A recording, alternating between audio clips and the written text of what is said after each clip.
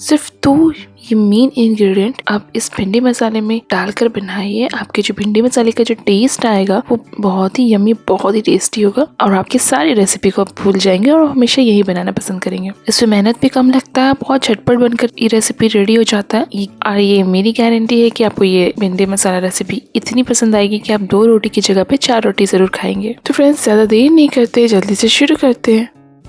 तो यहाँ पास मैंने ले लिया है 250 ग्राम भिंडी। इसे अच्छे से वॉश कर लिया है, इसे अच्छे से पोंछ के मैंने इस तरह से कट कर लिया है। प्रोसेस यहाँ पास दिखा देते हैं किस तरह से कट करना है। तो बीच से चीरा लगा के आप भिंडी को इस तरह से चेक कर ले कि आपकी भिंडी सारी सही है या नहीं, कीड़े वगैरह तो नहीं है, तो वो भी चेक हो जाएंगे। तो इसी तरह से आप सारी भिंडी कट कर ले।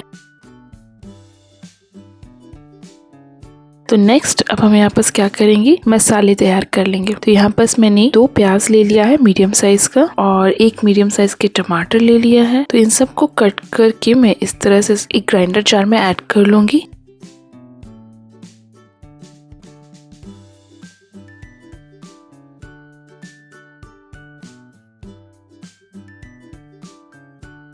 उसके बाद मैंने यहाँ पास 3 से 4 हरी मिर्च तीखा आप अपने अकॉर्डिंग इसमें ऐड करें और यहाँ पास मैंने 1 टेबल स्पून लहसुन अदरक का पेस्ट भी ऐड कर लिया। तो इन सबको ऐड करके मैं यहाँ पास ग्राइंड कर लूंगी इस तरह से। उसके बाद कढ़ाई में मैंने ऑयल ऐड कर लिया है। तो ये कंप्लीट ऑयल मैंने इस कटोरी में लिया है जो कि 1/2 कप है। तो 1/2 कप में से मैंने यहाँ पास आधा इस्तेमाल करूंगी भिंडी को फ्राई करने के लिए। तो मैंने यहाँ पास अभी 1/2 ही ऐड किया है। जब ऑयल अच्छे से गर्म हो जाए तो हम इसमें सारी भिंडी ऐड कर लेंगे और 1/2 मैंने बचा के रख दिया है इसकी ग्रेवी बनाने के लिए। तो यहाँ पास मैं अब सारी भिंडी को यहाँ पास फ्राई कर लूंगी। तो यहाँ पास भिंडी को मैंने 7 मिनट के लिए फ्राई किया है मीडियम टू हाई फ्लेम पर। और इसे तब तक फ्राई करे जब तक इसके लसलसापन खत्म ना हो जाए या फिर भिंडी कुछ इस तरह से दिखने लगे। इसके लेयर्स हल्की हल्की फ्राई हो जाए। इसे टेस्ट बहुत अच्छा आता है, आप इस स्टेप को जरूर फॉलो कीजिएगा। तो यहाँ पास मेरी सारी भिंडी ऑलमोस्ट फ्राई हो चुकी है। अब हम इसे निकाल लेंगे इस तरह से। अब नेक्स्ट स्टेप में हम क्या करेंगे, जो बचे हुए हमारे ऑयल थे उसमें हम सेम पैन में ऐड कर लेंगे। तो ऑयल जैसे ही गर्म हो जाए अब हम उसमें ऐड कर लेंगे ये मेथी।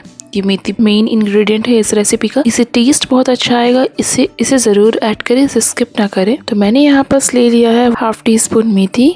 जैसे ये 15 सेकेंड फ्राई हो जाता है हम इसमें ऐड कर लेंगे सारे ओनियन टमाटो की जो पेस्ट बनाए थे वो। उसे डाल के अच्छे से मिक्स कर लें।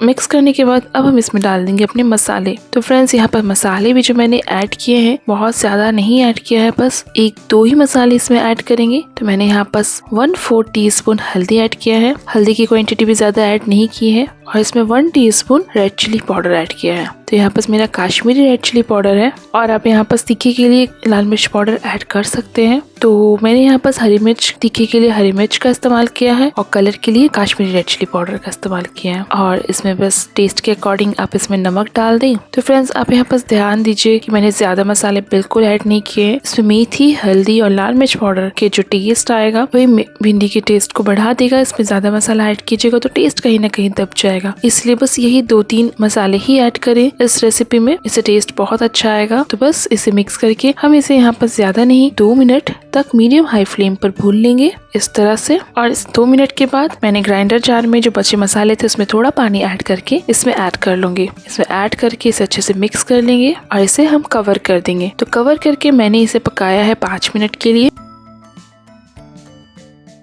5 मिनट के बाद मैंने ढक्कन खोला है तो ये देखिए मसाले बहुत अच्छे से पक चुके हैं, ऑयल सरफेस आउट हो चुका है। बहुत ज्यादा टाइम नहीं लगता इसके मसाले को भी भूनने में। तो बस इतने स्टेप फॉलो करें, बहुत ही टेस्टी आपकी भिंडी मसाला की रेसिपी बन के रेडी होगी। तो बस इसे मैंने यहाँ पास 1 मिनट और पकाया है। उसके बाद इसमें मैंने सारे फ्राइड भिंडी इसमें डाल दिया है और इसे अच्छे से मिक्स कर लिया है। मिक्स करने के बाद मैंने यहाँ पास 1 से 1.5 मिनट मसाले के साथ यूं ही पकाया है भिंडी को और इसके बाद मैंने यहाँ पास 1 से 1.5 कप पानी ऐड कर लिया है। तो फ्रेंड्स, यहाँ पास कंसिस्टेंसी आप देख सकते हैं मेरी भिंडी मसाले की कैसी कंसिस्टेंसी है।